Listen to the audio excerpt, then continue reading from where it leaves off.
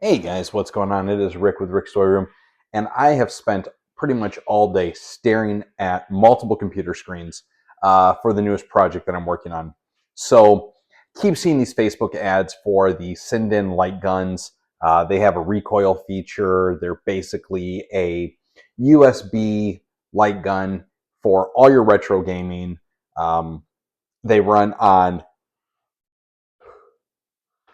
Dude, I have tried this video 100 times to stop yawning, but I'm so tired. Anyhow, they send in light guns, uh, emulation, retro gaming. So you hook up basically your favorite emulators, you hook up the send-ins, and supposedly they're very plug and play. Now, doing some research on these, what I found is one of the best emulators to rock these guns with are the or is the batocera.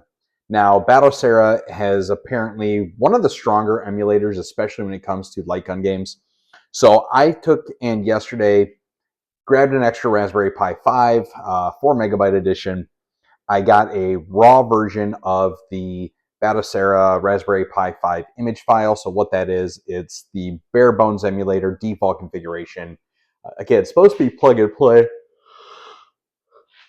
with the with most light guns on the market. And then, so I got that downloaded, got that installed, formatted the SD card, did all the things, got it booted, got it running, and then decided I was going to start messing with the ROMs and all the things like that.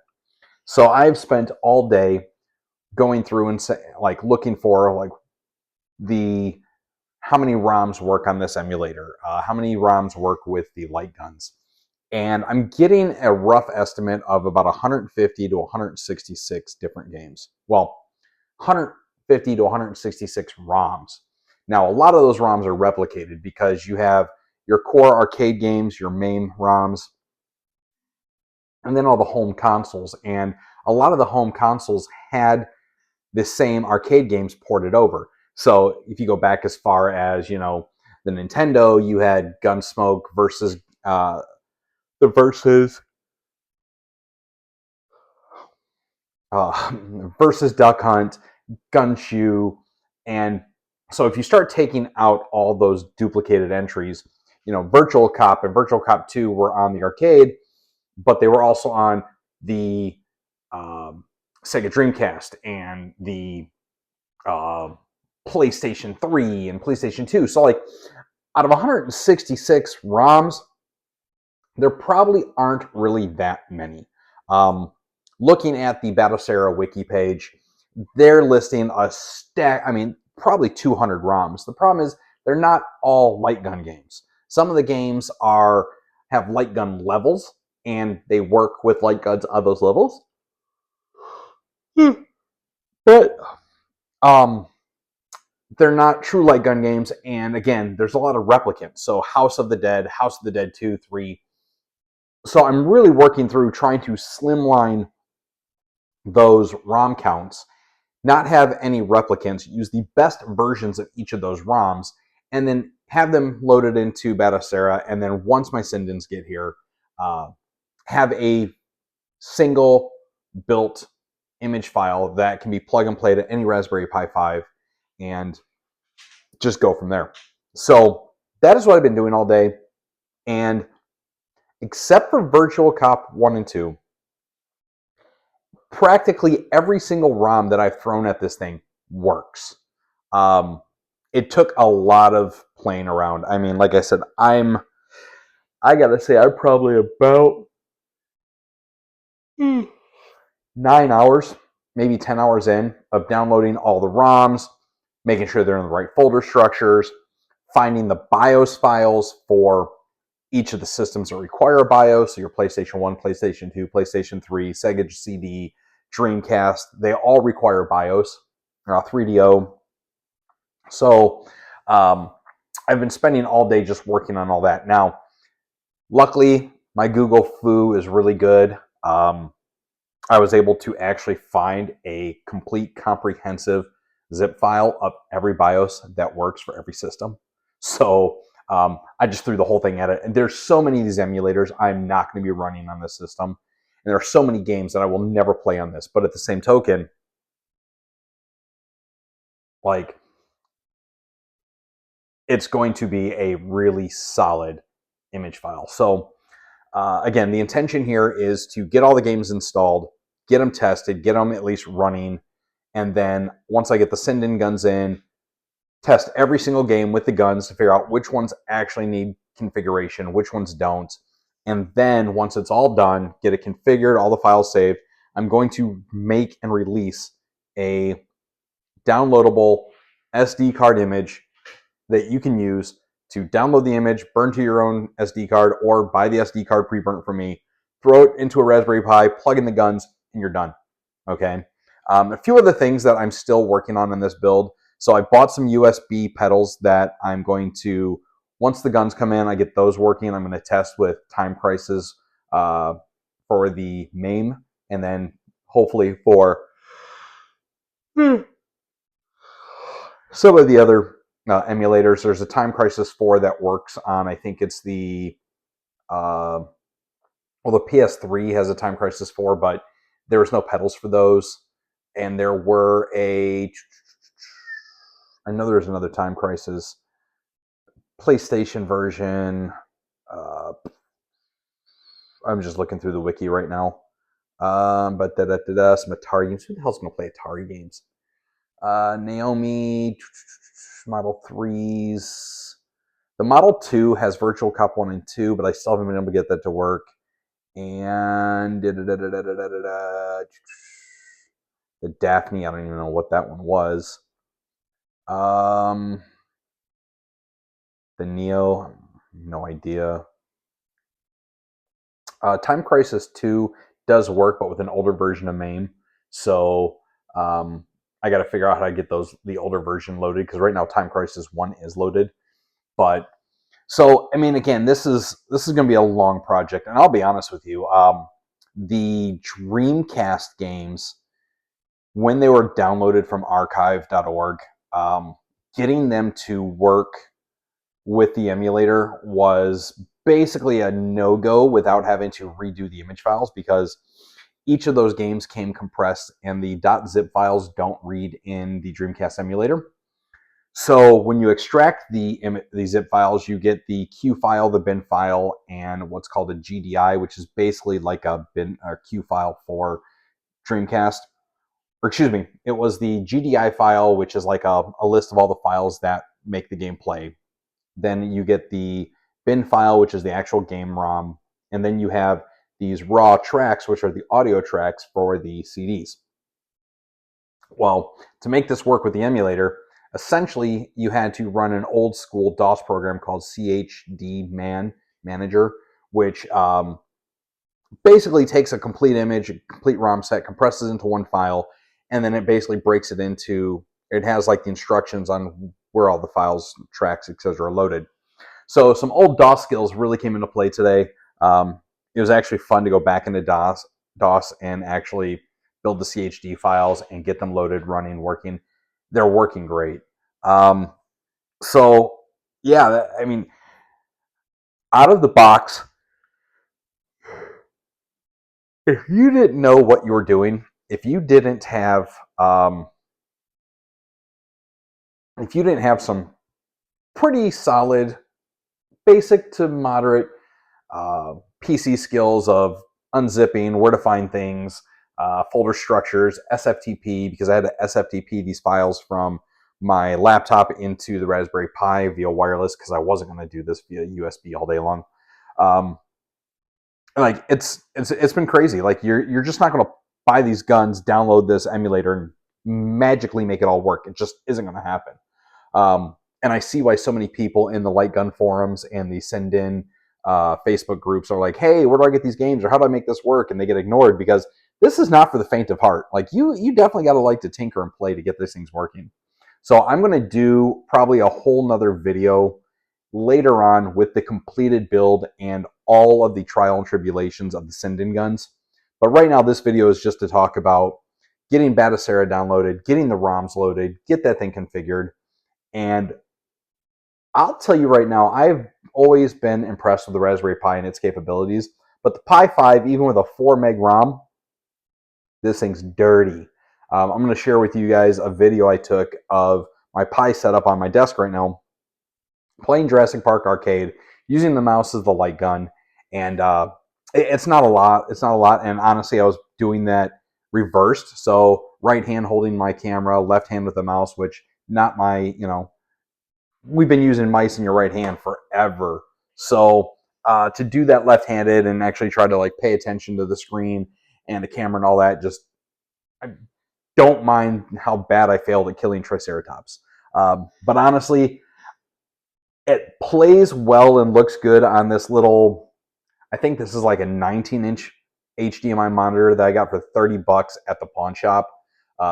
They have this little TV at the pawn shop. It's got HDMI, VGA, RCA, like ton of connections, great resolution. And we were using this to play emulators when I was working on the arcade for the Killer Instinct Pi build. So I bought another Pi for this build, and this thing's looking good. I don't know if I want to go to a bigger monitor or if I just want to run back over to the pawn shop, see if he's got another TV of a similar setup that I can buy for cheap to put into a desktop cabinet that will hold my guns, my pedals, all the fun stuff.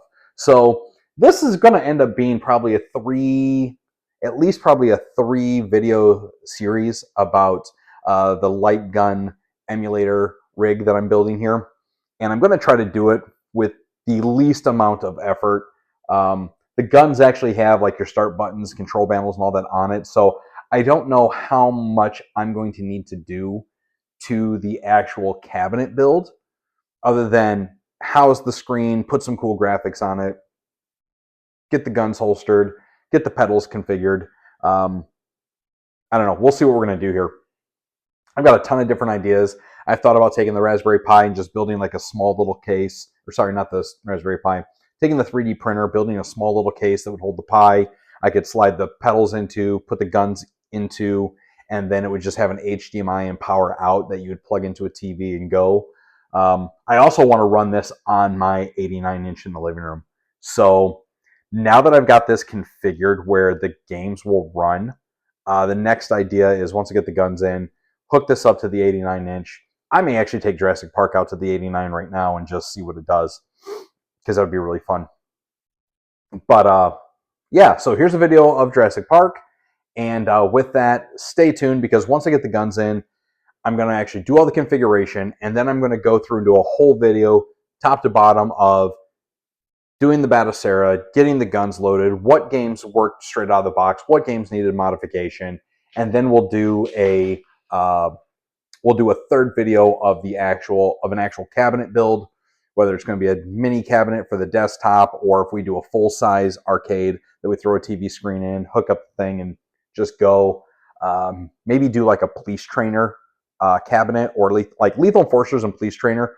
Very simplistic cabinets. Walls, front, coin door, screen, 2 gun holsters, start buttons, done. I may do something very similar to that. I don't know yet. I've got a lot of ideas what I want to do. It's just a matter of what I finally decide upon.